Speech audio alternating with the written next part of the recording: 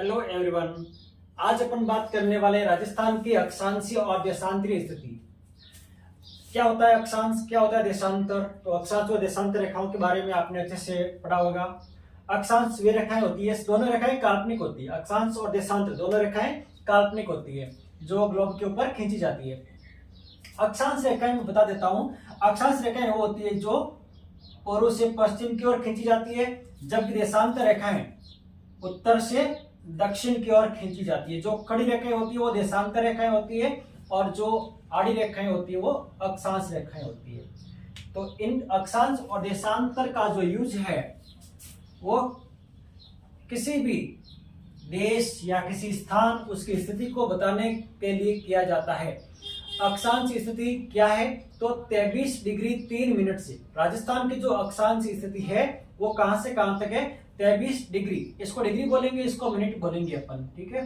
तो 23 degree 3 minute से 30 degree 12 minute उत्तरी अक्षांश और देशांतरीय स्थिति 69 डिग्री 30 मिनट से 78 डिग्री 17 मिनट पूर्वी देशांतर, ठीक है। अब आपके दिमाग में एक बात आ रही होगी कि यहाँ पर जो शब्द है उत्तरी अक्षांश और यहाँ पर पूर्वी देशांतर, ये उत्तरी और पूर्वी कैसे याद रखें।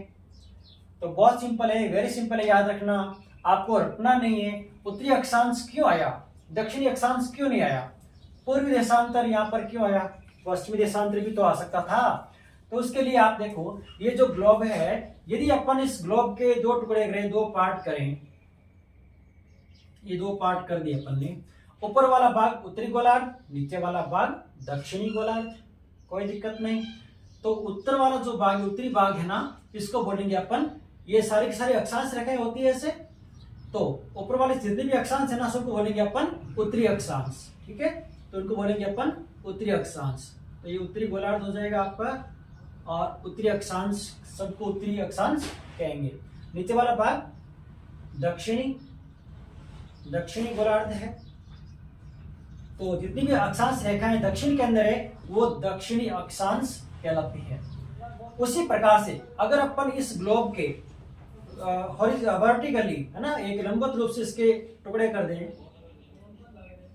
दो टुकड़े कर दें, तो उधर वाला जो भाग है, पूर्व दिशा वाला जो भाग है वो पूर्वी गोलार्ध और ये वाला जो भाग है वो पश्चिमी गोलार्ध। क्लियर। अब यहाँ पर ये जो लाइन है ये कौन सी अक्षांश है, देशांतर है। देशांतर है बिल्कुल, ये वाली अक्षांश है, ये देशांतर है।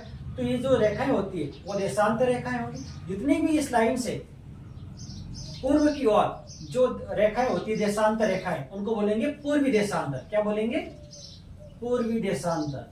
और इस लाइन के इधर जितनी भी देशांतर रेखाएं जो बनी हुई होती है उनको बोलेंगे पश्चिमी देशांतर। क्लियर है। तो अब अपना राजस्थान का है, इंडिया के अंदर है। अब इंडिया की स्थिति कहाँ है, यहाँ है, यहाँ।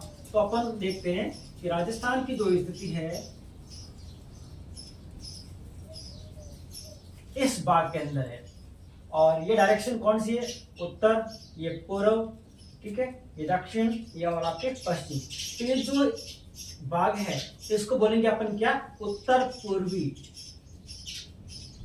अगर आपसे प्रश्न पूछा जाए राजस्थान की स्थिति ग्लोब के ऊपर कहाँ है, आपका आंसर होगा उत्तर पूर्वी भाग में या उत्तर पूर्वी गोलार्ध के अंदर राजस्थान स्थित है, ठीक है।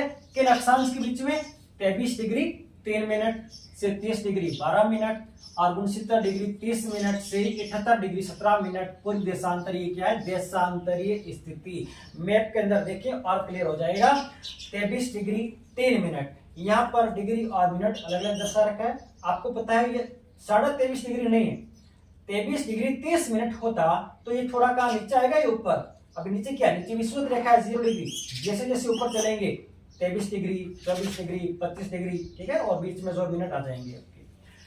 तो जैसे ऊपर जाएंगे तो एक स्थिति आएगी 23 डिग्री 30 मिनट वाली, और जिसे अपन कर्क रेखा के नाम से भी जानते हैं, जो बांसवाड़ा के बिल्कुल मध्य से होकर गुजरती है। बात करेंगे आप नेक्स्ट वीडियो के अंदर।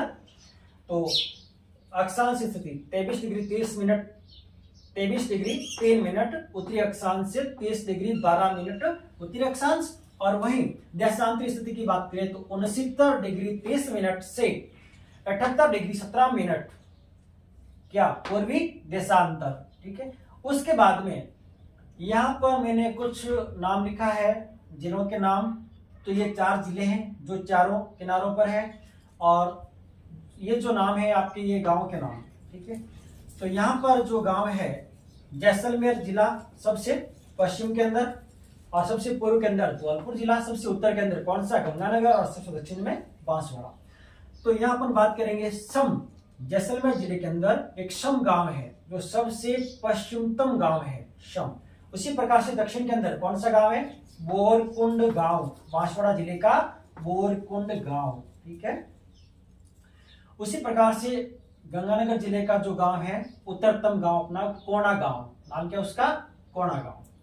और पूर्वी जो गांव है उसका नाम है सिलाना। सिलाना कहाँ है, धौलपुर के अंदर है। क्लियर।